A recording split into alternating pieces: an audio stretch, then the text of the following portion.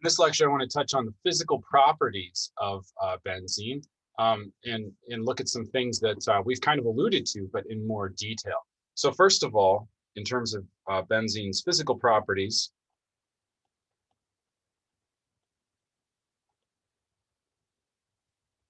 the first thing I want to just remind us of is that all CC bonds in benzene have the same length.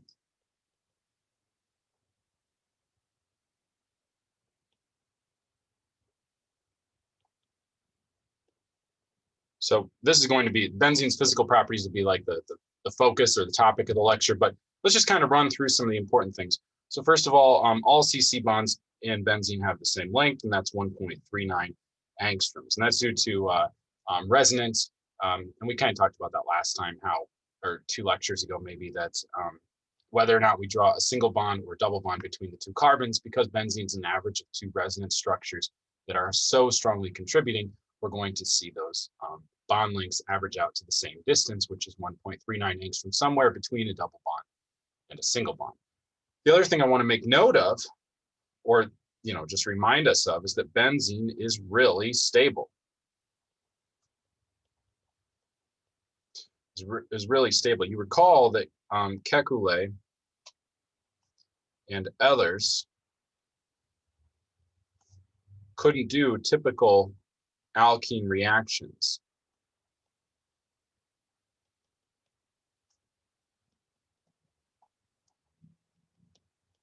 with benzene,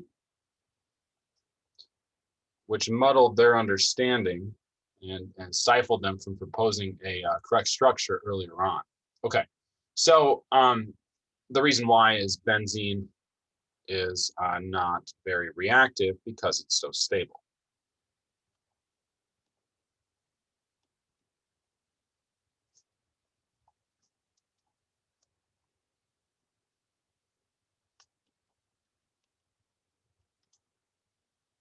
Okay, but how do we quantify that? How do we sort of assign something that's a little bit more rigorous than just saying, oh, it's pretty stable because it's not so reactive? What we can do is, to know how stable it is we can use what's called the heat of hydrogenation. So quantifying stability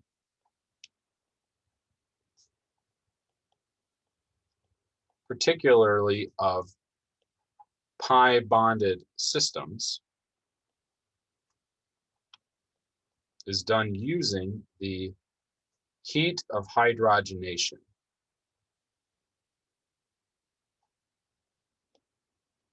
Okay, so we're focused on pi bonded systems, and that's because when we look at the heat of hydrogenation, we have to use a reaction that we should be familiar with, and that's the hydrogenation of a pi bond. So if we take a pi bond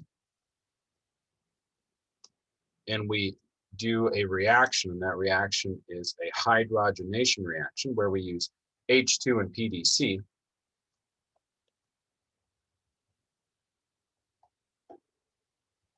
These are the hydrogenation conditions. We will convert that pi bond into a sigma bond as we attach the 2 hydrogen atoms. Okay. Now, when we do this, we actually release some energy.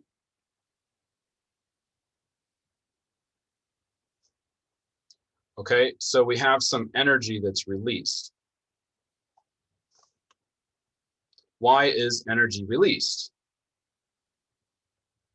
Well, there is a, and let's quantify that in a hydrogenation reaction.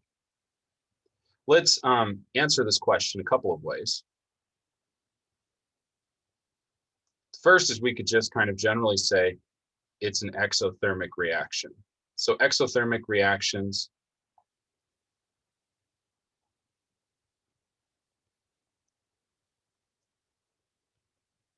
or exergonic, depending on whether you want to focus on the enthalpy or the free energy of the system.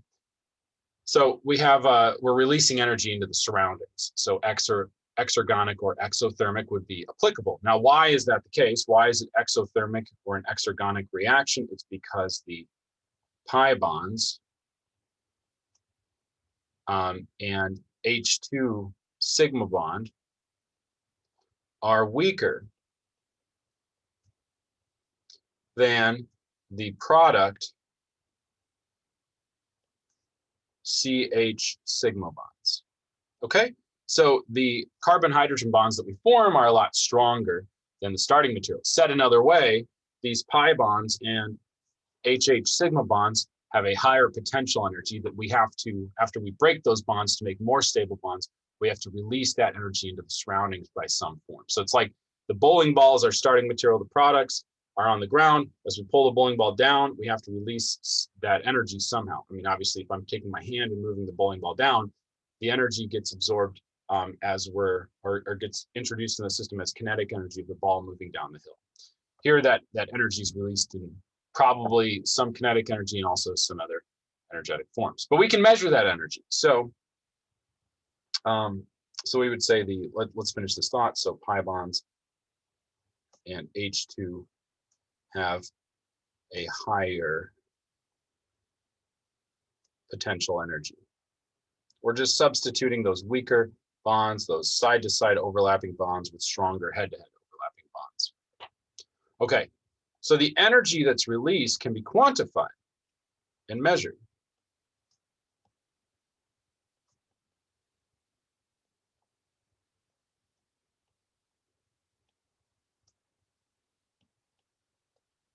And excluding entropy, we can determine the enthalpy is called the heat of hydrogenation.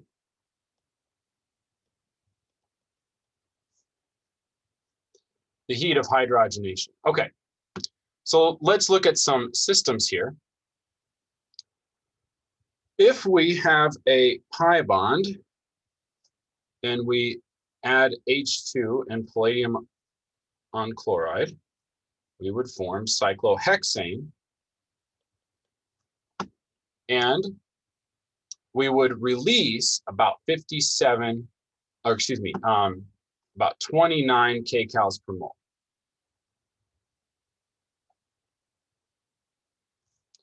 29 kcals per mole. If we introduce a second pi bond, and let's put it across the ring and do the exact same experiment, we would form the exact same product. We could add a few more hydrogens drawn explicitly to remind us where those hydrogens go. But if we look at this now, the energy that's released is 57 kcals per mole. Okay, so if you do the math, 29 times 2 equals, let's see, 58, it looks like. 58. Well, I rounded up a few of these, but this is approximately 2 pi bonds of potential energy.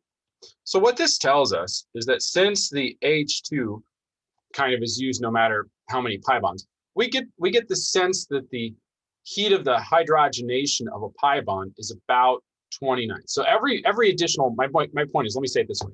Every additional pi bond that we add to our system, when we do the hydrogenation reaction, will release an additional 29 kcals per mole. Okay, and this holds pretty true. You know, it kind of fluctuates here and there. Let's look at an interesting feature though. If we move the second double bond to be a little bit closer, now I want to point out these bonds are in conjugation.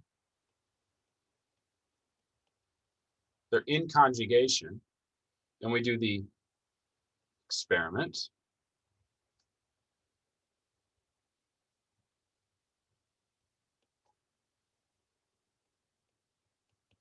We get to this product plus 55 kcals per mole. Oh, well, that's interesting. Now that the energy that's released has decreased, the energy has decreased due to stability from conjugation.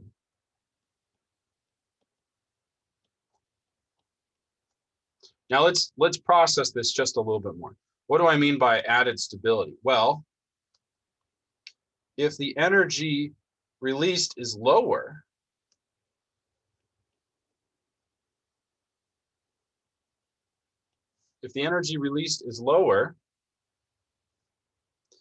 then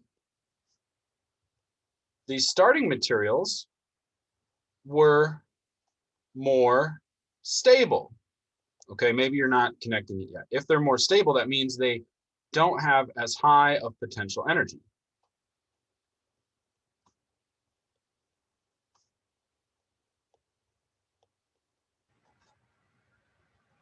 So that's the trend we want to see is that less heat of hydrogenation, which is the energy that's released,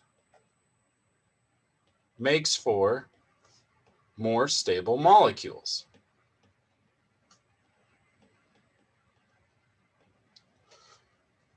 Okay, so less energy released makes for more stable molecules. And so another way of saying that is if we don't get as much energy out when we take the bowling ball off the shelf and put it on the floor, it's probably because we took the shelf and we lowered it, okay? A bowling ball way up here going down to the floor is going to release more kinetic energy than if the bowling ball was up here. So what we can do is we're kind of figuring out the shelf height, the potential energy height, by looking at the energy that's released. If we measure a lower energy, we can make a guess as to the bowling ball maybe being up here as opposed to up here. So just by moving the double bond so that they're in conjugation, we decrease the energy by about 3 kcals per mole from what we would expect, okay, and what we observe for when the alkene is further away. That adds up to the fact that our bowling ball has shifted its distance a little bit. We've moved it down a little bit. Now, why is that the case? Why does conjugation help us with stability? Recall that conjugation means more resonance structures.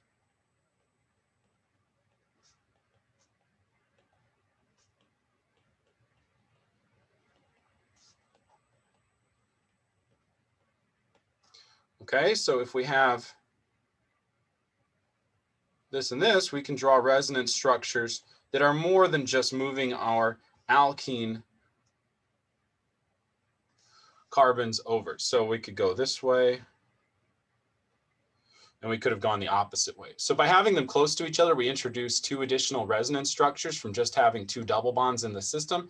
Those added resonance structures lead to increased stability. Now we're finding a way to quantify it.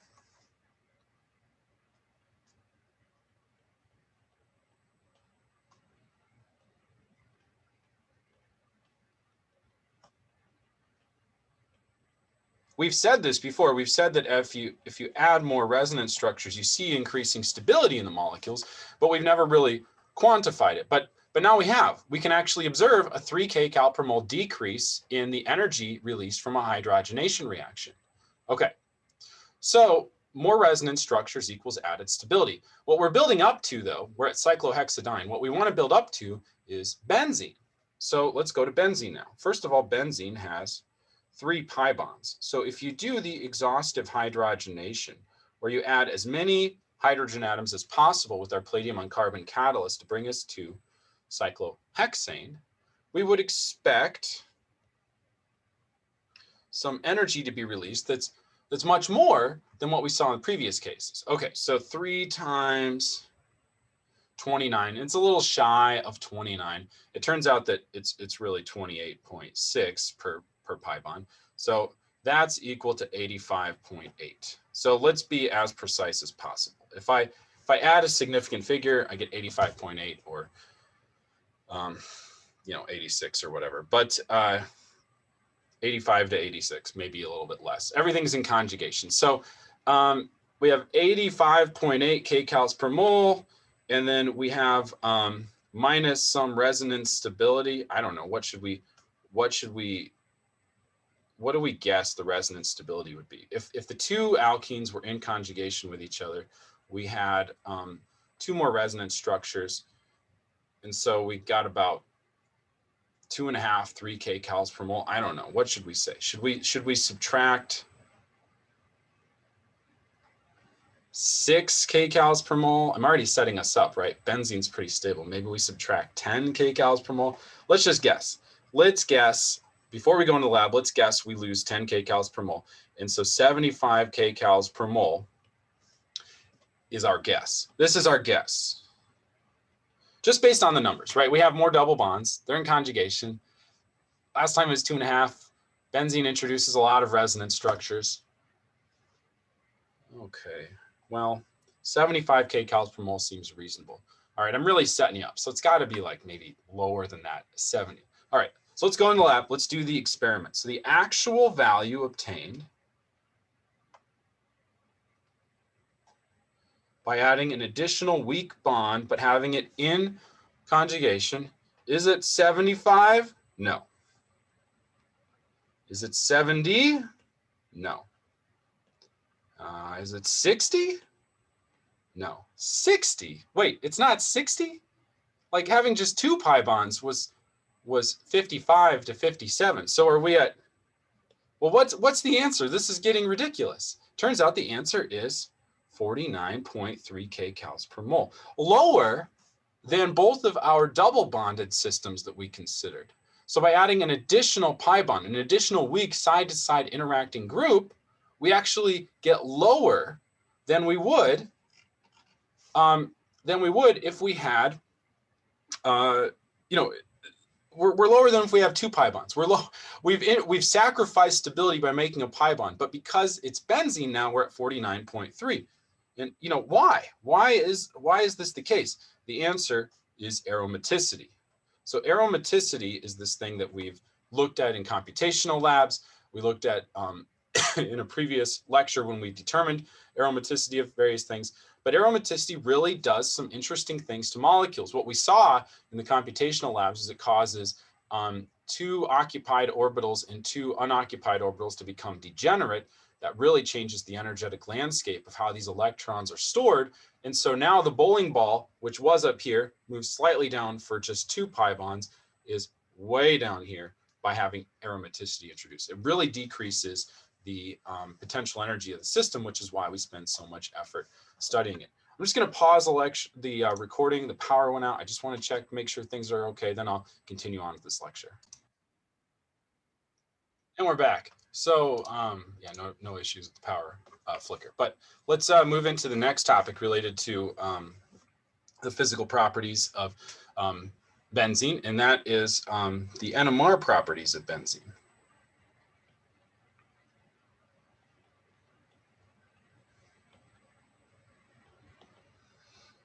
And what I want to do is answer the question, why do benzene protons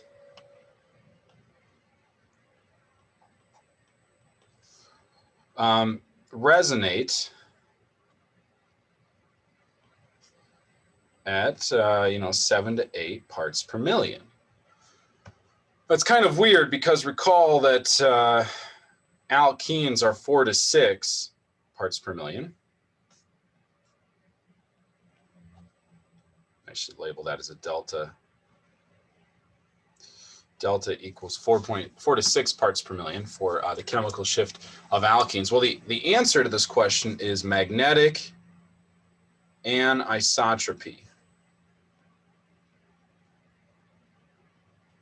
Magnetic anisotropy. And so to break down this complicated term, we have magnetic, which means magnetic field is present.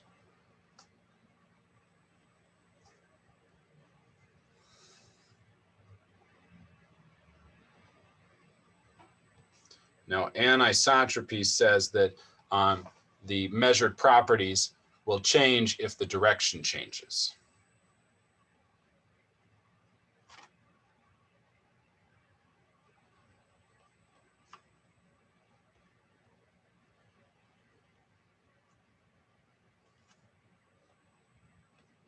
So we have the properties are, the magnetic properties are sort of directionally dependent. Okay, so let's think back to the NMR unit, and we're going to introduce a large external magnetic field to our molecule of interest, which in this case is benzene. So recall that an NMR a large external magnetic field is present.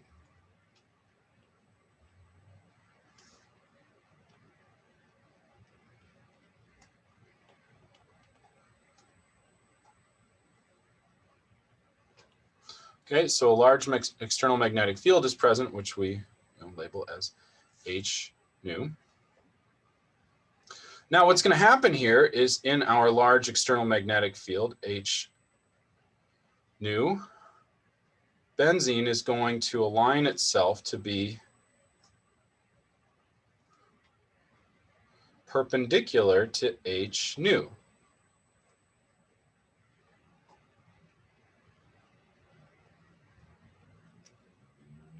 Okay, so I've got kind of the front two carbons facing in, which I show as a bold line, and then the back two carbons facing away. This is sort of like how we do the chair structures, except we want to recall that benzene is flat. So it's not like this, it's tilted this way.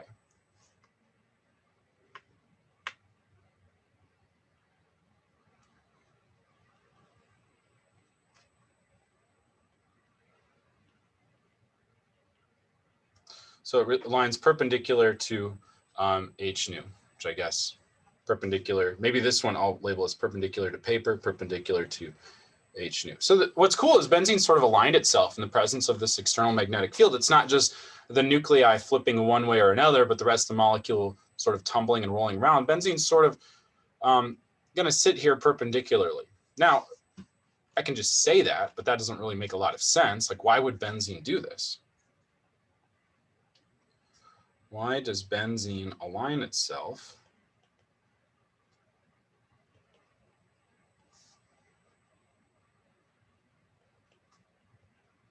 in H nu? Well, let's recall what benzene is. Benzene is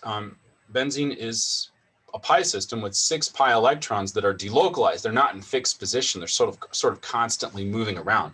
What we say is that the 6 pi electrons are delocalized. I would like to say that instead of delocalized, I would like to write moving, but that's not entirely correct. So I'm going to put it up here as like a sort of. They're just, I mean, I guess they're in constant motion. It's weird. They're moving. Okay. So let's go ahead and take the picture and simplify it for our non-physics 2 minds. I'm going to go ahead and just draw benzene, and I'm going to show its resonance structure. And let's have the electrons moving counterclockwise in this notation. So I'm moving them around to consider an alternative resonance structure. This is that typical resonance structure that we use to remind ourselves why it doesn't matter which position we put the double bonds in. Okay, so they're sort of moving around. Now they could be clockwise or counterclockwise. I'm simplifying the picture. But what we get then is we sort of have 6 electrons circling around, moving around. Now what did we say like day 1 of the NMR unit? We said that kind of central to all of this is this physical phenomena that if we have charged things and they're moving, they're going to create an external, or they're going to create their own magnetic field, an internal magnetic field, I guess. So the moving charged electrons will create a magnetic field. Now the directionality of the movement was a little bit sort of my choice. It could be clockwise or counterclockwise, but the directionality of our little magnetic field is going to be fixed because of its alignment within the external magnetic field. Okay, so what I'm going to do is I'm going to have H0, this big honking magnetic field from a 7 Tesla magnet going up here. I'm going to have our aromatic molecule flat, perpendicular to the piece of paper and perpendicular to H nu. Now what's happening is I'm going to erase that circle. I'm going to have my electrons moving around. Okay, now that directional arrow I don't care about, but what I do care about is the resulting magnetic field lines. So what we're going to see is because of the movement of electrons, we're going to create our own magnetic field that's perpendicular to the motion of the electrons. That's perpendicular to the pi bond. So this is I'm going to change the color here just so you can differentiate it in my notes. This is benzene's magnetic field. Now what it's going to do is it's going to position, we're going to be going in the same direction as H nu on the outside. I'm going to make that note of that down below, and I'm just going to choose black. What I'm going to do on the other side is I'm going to draw the other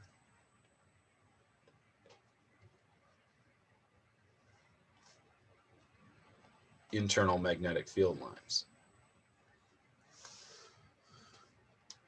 So moving counterclockwise or clockwise, the important thing is that the outside lines of HA. Now let's go ahead and name our small magnetic field from benzene as HA. So I'm going to put HA down here. HA corresponds to not the external magnetic field, but the magnetic field resulting from aromatic pi electrons. And there's our A from aromatic. Okay. So the outside lines of HA are aligned with H nu. Okay, you see that? They're all moving up. H nu is moving north, northernwards, I guess, and then the outside magnetic field lines for HA are also moving up. Now, because of the way the electrons are circling, we must also have some downward facing magnetic field lines, and they're going to be pointing inward of the ring or moving in the opposite direction of H nu. So the inside lines are required because of physics. That's the way we're going to have this kind of circling magnetic field. If you picture a globe like our planet, right, we've got the Dumbo ears as the magnetic field lines move from North Pole to South Pole. So we have this upward vector portion and we have this downward vector portion. So you can think about it that way, but it kind of looks like the globe, right? Okay. Anyway, so we have the outside lines of H nu of HA are aligned with H nu. Inside are aligned against. Okay.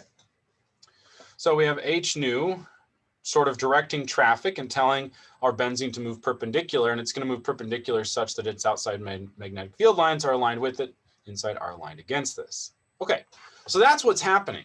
This is our magnetic anisotropy, okay? The magnetic field is controlling the direction of the external magnetic field is controlling the orientation, which is our physical phenomena of the benzene that results, okay? So if H nu was moving in the opposite direction, our benzene would flip over. If our or the magnetic field lines would flip over. If we're moving northwest, the HA would follow suit because it wants to be aligned with that huge external magnetic field. So that's magnetic anisotropy, but I haven't connected this to chemical shift yet. How does this whole phenomena affect the chemical shift?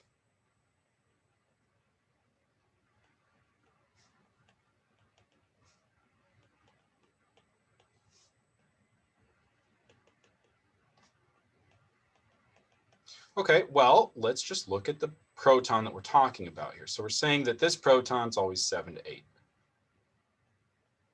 I mean, it fluctuates a little bit in there, but 7 to 8, and that's characteristic of benzene, right? So it's always 7 to 8. Not only is it always 7 to 8, but it's always on the outside of the benzene ring, right? I mean, let's just take a second to reflect. We've been doing this for a while now, but we never draw that hydrogen inside. It's always outside of the benzene ring. And you're like, of course, it's sp2 hybridized, trigonal planar, all that stuff. But that's an important thing to note, because if it's always outside, it's always on those, it's always next to those magnetic field lines that are moving with H nu. So what this is if we rotate this around, and by rotate, I mean like flatten, like flip it so that we have perpendicular to our piece of paper. We have our proton sitting out here. Our proton is always going to feel the effect of H nu plus HA.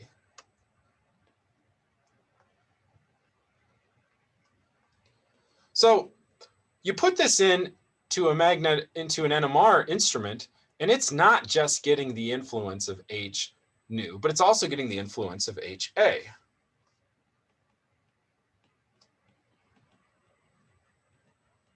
Feels H nu plus HA.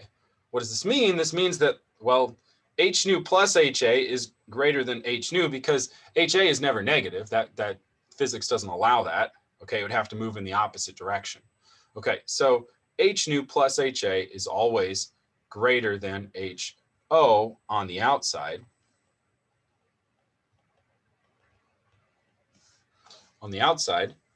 And so our aromatic hydrogens feel a stronger magnetic field.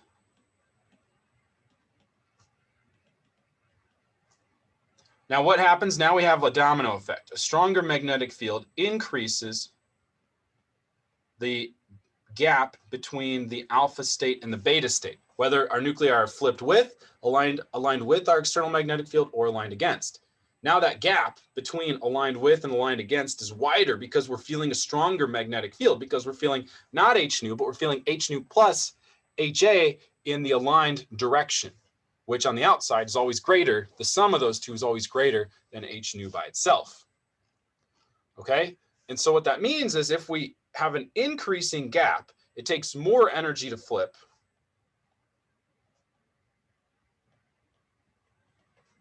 Right? We have a higher hill to climb. The shelf is higher. To flip, to excite using an external magnetic field takes more energy. More energy to flip. Well, where do we get our energy from? That comes from the frequency of our radio waves. So higher frequency of light, and this is again our radio waves, but we use light to cause the excitation to flip from the alpha to beta state, and that alpha to beta state distance is determined by the magnetic field that we're in. If you recall, this is spectroscopy, right? We're using light to do our excitation. We're studying the interaction of light with matter. If we have a higher frequency of light, that corresponds to and correlates with a larger ppm chemical shift, because we said that the x-axis of an NMR spectrum, which moved from high to low, correlates with a frequency direction where we're also going from high to low in the frequency. That is, higher parts per million lead to a higher frequency for the excitation. And so we go from 4 to 6 to, all due to that little HA component, 7 to 8.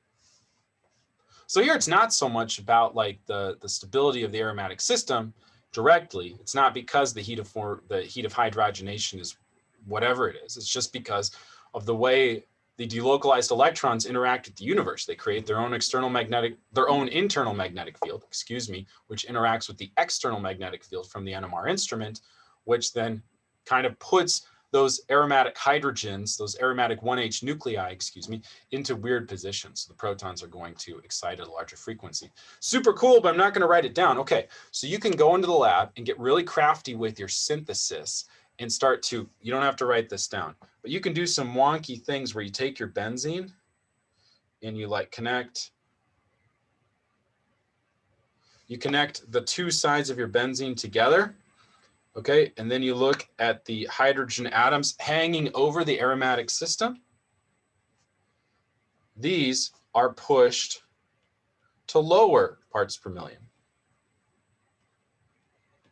Why are they pushed to lower? If you do some crafty synthesis and make a super weird molecule, which is kind of like not going to cure cancer or anything, or whatever ailment we need to, but super cool, because if you put the hydrogens over the center of the ring. Okay, now think about what you're doing. You're putting everything over the center of the ring. That's the part of the ring where HA is now moving in the opposite direction of H nu. So now you're feeling the influence of H nu minus HA, because HA is going in the opposite direction. If on the outside, the chemical shift gets larger because we're feeling a stronger magnetic field, on the inside, we're getting smaller because we're feeling less of an external magnetic field. We're feeling H nu minus HA. Okay, and if we have a less strong magnetic field that we're interacting with as a nuclei, it's not going to cost as much energy to flip from the alpha to beta state. And if it's not going to cost as much energy, we don't need as high a frequency photon to get that energy kick up to the excited state. And what that correlates to in parts per million land is a lower chemical shift. So super cool synthesis can be done. I love thinking about that stuff because it makes me think about weird molecules that you can make for interesting physical reasons. I mean, obviously, I want to help people, help society, overcome debilitating diseases. It's also fun to learn chemistry. But yeah, and it's just all kind of correlated with really great physical phenomena. Okay, so that'll do it with physical properties of benzene. We'll move right into chemical properties in the next lecture, start doing reactions on these things, start substituting and that sort of thing. So until then, I'll see you next time.